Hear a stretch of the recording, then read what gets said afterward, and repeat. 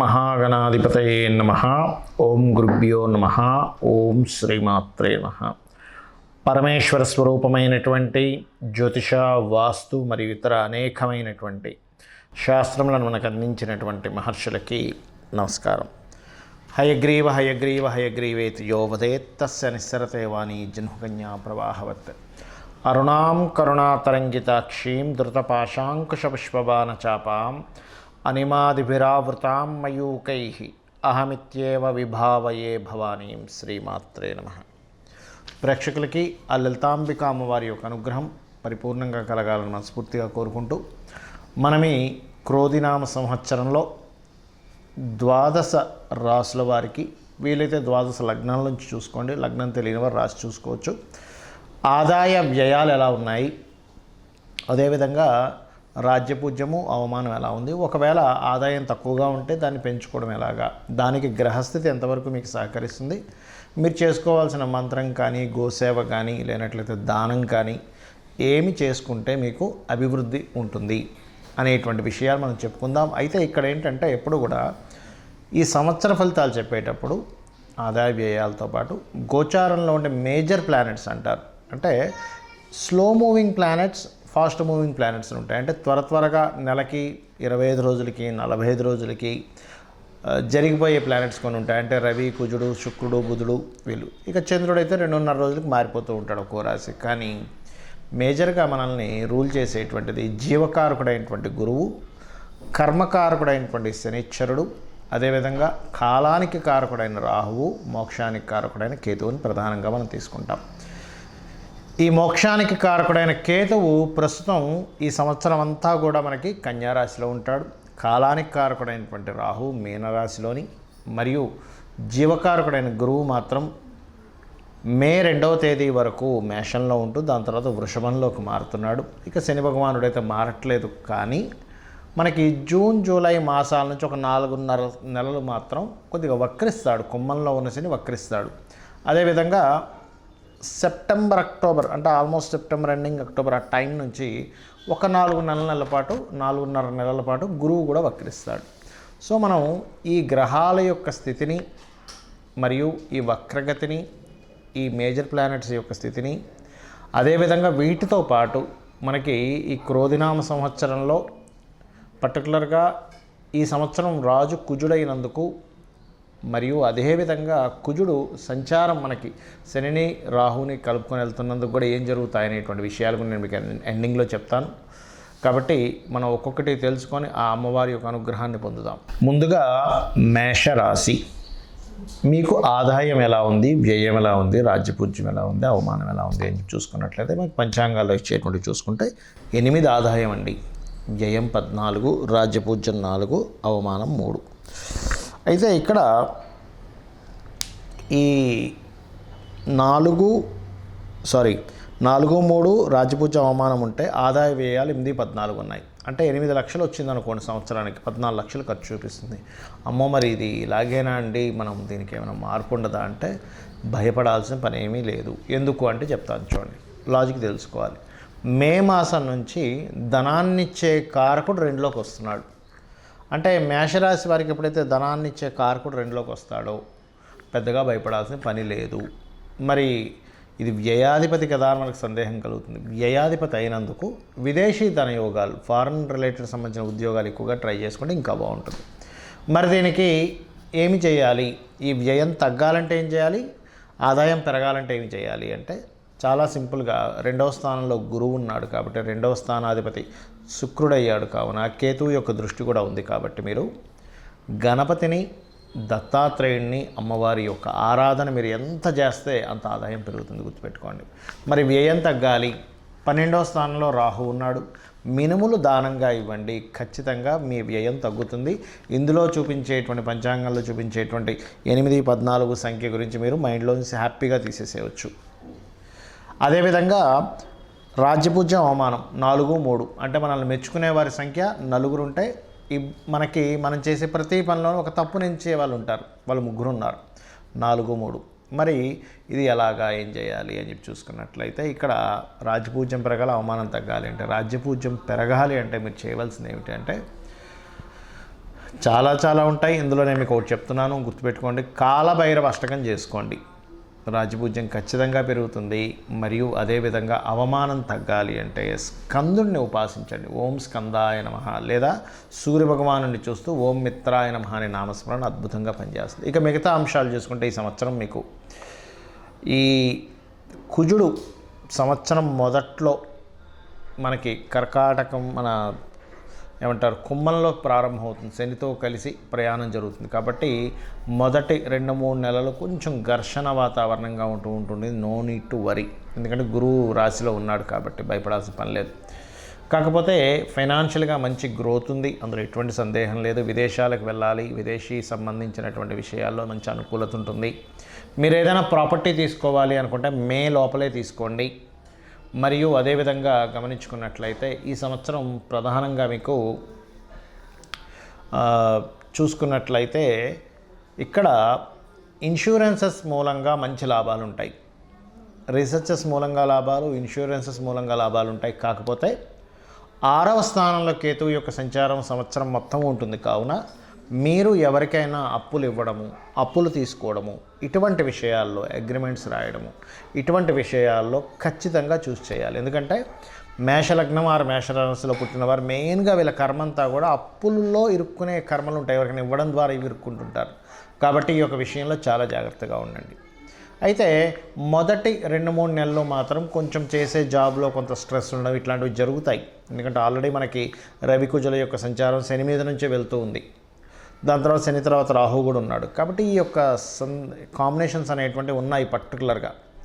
అయితే ఇక్కడ నేను చెప్పేది ఏమిటంటే మీరు మీ యొక్క ఉద్యోగ వృత్తి సంబంధించిన విషయంలో కాస్త సుపీరియర్స్ అన్నది స్ట్రెస్ ఉన్నట్లయితే మీరు చాలా సింపుల్గా ఈ యొక్క విషయాన్ని క్లియర్ చేసుకోవచ్చు. అలాగా అంటే మీకు దగ్గరలో గోశాల కనుక ఉన్నట్లయితే గోవులకి పిడికెడు బెల్లం తినిపించండి. పిడికెడు బెల్లము, క్యారెట్లు, గోధుమ రవ్వ ఇటువంటి పదార్థాలు మీరు తినిపించినట్లయితే మిత్రత్వం పెరుగుతుంది. మరియు ఇది కేవలం మనకి ఉగాది నుంచే కాకుండా దానికంటే ముందు నుంచి కూడా కుజుడు యొక్క ప్రభావం దాని మీద ఉంది కాబట్టి, శని మీద ఉంది కాబట్టి, దశమాధిపతి మీద ఉంది కాబట్టి కాస్త ఉగాది ముందు నుంచే ఆల్మోస్ట్ ఫిబ్రవరి మాసం నుంచే దీని ప్రభావం ఉంటుంటుంది. కాబట్టి కాస్త సూర్య నమస్కారాలు చేసుకుంటూ ఓం మిత్రాయ నమః అనే నామస్మరణ కనుక చేసినట్లయితే అన్ని విధాలా బాగుంటుంది. వివాహ సంబంధించిన ప్రయత్నాలు, వివాహానికి సంబంధించిన ఏవైతే ఉంటాయో మీరు మే లోపల సెట్ చేసుకోవడం మంచిది. లేదా గురువు వక్రించినప్పుడు, మనకి గురువు వక్రం శని వక్రం అని చెప్పుకున్నాం కాబట్టి సెప్టెంబర్ నుంచి మరలా ఒక 4.5 నెలల పాటు ఆ సమయంలో మీరు ప్లానింగ్ చేసుకోవచ్చు. అదేవిధంగా శని కాస్త వక్రిస్తున్నాడని చెప్పుకున్నాం, ఆ సమయంలో మాత్రం కొంచెం అది పర్టికులర్గా జూన్ జూలై మాసం నుంచి ఒక 4.5 నెలలు మాత్రం కాస్త ఉద్యోగ సంబంధించిన విషయంలో కొన్ని మార్పులు అనేవి సూచిస్తున్నాయి. కాకపోతే ఆ సమయంలో కొంత స్ట్రెస్ అది ఉంటుంది. కొంచెం ఆ టైంలో నూనె కానీ నువ్వులు కానీ దానంగా ఇచ్చినట్లయితే అన్ని విధాలా మీకు బాగుండడం జరుగుతుంది. క్రోధినామ సంవత్సరము ఇక్కడ ప్రపంచవ్యాప్తంగా కానివ్వండి, దేశవ్యాప్తంగా కానివ్వండి, సంవత్సరానికంటూ ఒక లక్షణం ఉంటుంది. ఈ సంవత్సరం రాజైన దాన్ని బట్టి ఒక లక్షణం ఉంటుంది. గ్రహాల యొక్క స్థితిని బట్టి కొన్ని సంఘటనలు జరుగుతాయి. అయితే ఈ క్రోధినామ సంవత్సరం ఎంటర్ అవ్వకముందే కుజుడి యొక్క ప్రభావం పెరుగుతుంది అనేటువంటి చూపిస్తుంది. కాబట్టి ఆల్మోస్ట్ 2024 ఫిబ్రవరి మాసం నుంచే కొన్ని విద్వేషపూరితమైనటువంటి గొడవలకి, రాజకీయ నాయకుల మధ్యని విపరీతమైనటువంటి గొడవలకి, మరియు రాజుల మధ్యన గొడవలకి, యుద్ధాలకి, క్రోధి అంటే క్రోధం, కోపం పెట్టుకోవడం, చిన్న మిస్అండర్స్టాండింగ్స్ చేసుకోవడం, ఇటువంటి నామ సంవత్సరం ఇది. కాబట్టి దేశాల మధ్య, ప్రాంతాల మధ్య, మతాల మధ్య అనవసరమైనటువంటి విద్వేషాలు కలిగించేటువంటి సంవత్సరంగా చూపిస్తూ, ఇది కుజుడి యొక్క సంచారం. దీనివల్ల కుజుడు ఎవరికి కారకుడు అని చెప్పి తీసుకుంటే మిలిటరీకి, అందులో అంటే డిఫెన్స్ వారికి, పోలీస్ డిపార్ట్మెంట్ వారికి, రక్షణ వీటిని కల్పించేటువంటి వారికి. అంటే ఏంటి, ఈ సరిహద్దుల దగ్గర కొంత జాగ్రత్తగా ఉండాలి. అనవసరమైన గొడవలకు సంబంధించిన విషయంలో ఇక్కడ ఏదైనా గొడవలు జరుగుతాయి, అనవసరమైనటువంటి అవుతాయి అన్నప్పుడు కొంత జాగ్రత్తగా ఉండాలి, గుర్తుపెట్టుకోండి. కాబట్టి ఈ క్రోధినామ సంవత్సరంలో అందరూ చేసుకోవాల్సింది ఏంటి, ఇటువంటి గొడవలు మనం ఏమీ ఇబ్బంది పడకుండా ఉండాలి అంటే ముఖ్యంగా గుర్తుపెట్టుకోండి, కుజుడు రాజయ్యాడు కాబట్టి కుజగ్రహానికి శని రాహు గ్రహాల దగ్గర దీపారాధన చేయండి. చేసినట్లయితే అనవసరమైన గొడవలు బయట జరిగే ఛాన్సెస్ ఎక్కువగా ఉన్నాయి. కాబట్టి మీరు వెళ్ళి అనవసరంగా అందులో ఇరుక్కొని అందులో ఇబ్బంది పడకుండా మీరు సేఫ్గా ఉంటారు ఫస్ట్. అదేవిధంగా రాజుల మధ్య, రాజకీయాల నాయకుల మధ్య, రాజ్యాల మధ్య గొడవలు జరిగేటువంటి ఛాన్సెస్ ఇప్పుడు ఉన్నాయి. కాబట్టి వేరే వేరే దేశాల్లో ఉండేటువంటి వారు కూడా కొంచెం ఏదైనా ఇక్కడ ఏదైనా యుద్ధం సంబంధించినవి రాబోతుంది అన్నప్పుడు ఆ సరుకులు ఏవైనా మనకు చూడండి, కొంచెం యుద్ధ వాతావరణం ఉన్నప్పుడు బయటికి వెళ్ళలేని పరిస్థితి వచ్చినప్పుడు కొంచెం ఇంట్లో సరుకులు మనం స్టాక్ పెట్టుకుంటాం. ఇటువంటి విషయాల్లో చాలా అలర్ట్గా ఉండాలి. మొత్తం ప్రపంచవ్యాప్తంగా ఈ కాంబినేషన్ ఏర్పడుతుంది కావున. అలాగే మరొక విషయం ఏంటంటే ఇక్కడ మీకు చాలామందికి జాతకం తెలియదు, డేట్ ఆఫ్ బర్త్ తెలియదండి, రాశి తెలియదు, ఏమీ తెలియదు. కానీ క్రోధినామ సంవత్సరం నాకు బాగుండాలంటే ఏం చేయాలి అంటే ఒకటే గుర్తుపెట్టుకోండి, చండీ పారాయణం శ్రవణం చేయండి. మీరు తర్పణమో హోమమో చేయలేకపోయినా కనీసం శ్రవణం చేయండి. ఎటువంటి ఇబ్బంది రాకుండా అమ్మవారు చూసుకుంటుంది ఈ సంవత్సరం. రెండవది, మీకు దగ్గరలో గోశాల ఉన్నట్లయితే గోవులకి చక్కగా మీరు ఏం చేస్తారంటే ఏవైతే ఈ నువ్వులు తినిపించకూడదండి. బెల్లము, గోంగూర మరియు క్యారెట్స్, బీట్రూట్స్ లాంటివి, అదేవిధంగా గోధుమ రవ్వ ఇటువంటివి తినిపించండి. మీ గ్రహస్థితి ఎలాగున్నా సరే క్లియర్ అవుతుంది. దీంతోపాటు కుజ, శని, రాహు, కేతు గ్రహం దగ్గర కూడా దీపారాధన చేయండి. ఎందుకంటే జాతకం తెలియదు, ఏమీ తెలియదు, కానీ 6th హౌస్లో కేతు సంచరిస్తున్నాడు బుధరాశుల్లో. అందుకని ఏమిటి, ఈ అప్పుల విషయంలో మీరు ఇబ్బంది పడకుండా ఉండడానికి కేతు యొక్క అనుగ్రహం, గణపతి యొక్క అనుగ్రహం కలుగుతుంది. కాబట్టి గణపతి ఆలయాలకు వెళ్ళడం, అమ్మవారి ఆలయాలకు వెళ్ళడం, అందులో ముఖ్యంగా దుర్గాదేవి ఆలయాలకు వెళ్ళడం. దీంతోపాటు మీనరాశిలో రాహు యొక్క సంచారం అనేటువంటిది బాగా గుర్తుపెట్టుకోండి. దేవత సంబంధించినటువంటి పూజ పునస్కారాలు మాత్రమే కాకుండా పితృదేవతలకు ప్రధానంగా చేసుకోండి. మీరు ఎంత పితృదేవతలకు చేసుకుంటారా అంత చక్కటి ఫలితాలు మీకు వస్తాయి. మీరు ఆయురారోగ్యాలతోని, సుఖ సంతోషాలతోని, ధనపరంగా ఎటువంటి ఇబ్బంది లేకుండా ఉండగలుగుతారు. గుర్తుపెట్టుకోండి. అయితే ఇక్కడ ఎవరైనా సరే గుర్తుపెట్టుకోండి, బాగా అప్పులతో ఇబ్బంది పడుతున్నారు, ఈ సంవత్సరం ఇంకా ఎక్కువ ఇబ్బంది పడుతున్నారు అనుకునేటువంటి వారికి గణపతి ఆరాధన చేస్తూ మీరు ఓం అపర్ణాయై నమః అనే మంత్రం చేయండి. ఈ సంవత్సరం ఉన్న గ్రహస్థితి బట్టి చెప్తున్నాను. ఎవరికైనా బాగా ధనపరంగా ప్రెషర్ ఎక్కువగా ఉందండి, ఒక పక్క కట్టాలి కానీ ఆ ప్రెషర్స్ నేను తట్టుకోలేకపోతున్నాను, ఫైనాన్స్ ఇంకా పెరగాలి అనుకుంటే ఓం నవవిద్రుమ బింబశ్రీ న్యక్కారి రదనచ్చద అనే నామస్మరణ చేయండి. ఖచ్చితంగా మీకు ఫైనాన్షియల్ గ్రోత్ అనేటువంటి పెరుగుతుంది, గొడవలు తగ్గుతాయి.